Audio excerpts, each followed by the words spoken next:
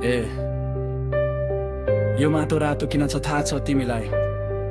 यो रङ्ग सिन्दुर होइन, यो त जनताको रगत हो।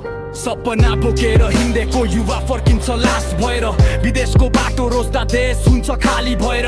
आमाको आँखामा आँसु, बाबुको ठाड भाँचिएको, नेपालको भविष्य आज पैसामा साटिएको। हस्पिटलमा बेड छैन तर बिल चाहिँ करोडको, शिक्षामा जन हरायो, व्यापार भयो डिग्रीको। नेताको भाषण मिठो तर पेटमा भोकै जनता, यो देश बित्दैछ खुल्ला हेर्दै बस्छन् सत्ता।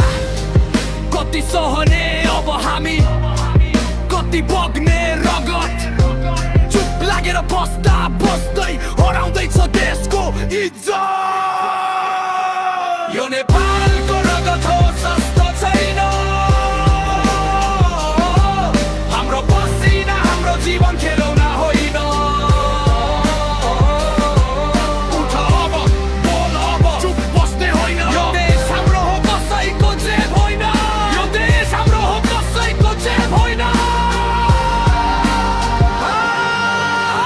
सर्टिफिकेट बोकेर डक्टर बन्छन् यहाँ, निर्दोष ज्यानी जान्छ कसैले सोध्दैन किन यहाँ। स्कुलमा राजनीति, कलेजमा सेटिङ चल्छ, मेहनती विद्यार्थी सधैँ किन पछाडि पर्छ। रोजगारी छैन, घुस बिना काम बन्द, सपना नदेखाउने नेता आफै हुन्छन् धनी चाँडो।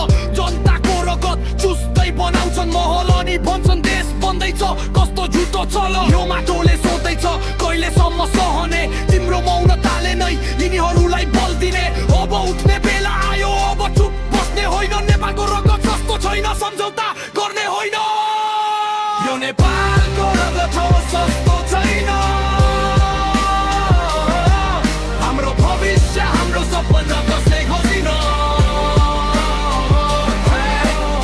युवा उठो, आवाज दे, यो देश बचाउने जिम्मा तेरै हो, मेरै हो। रगत बगिरहेछ तर अब यो रगत क्रान्ति बन्नेछ।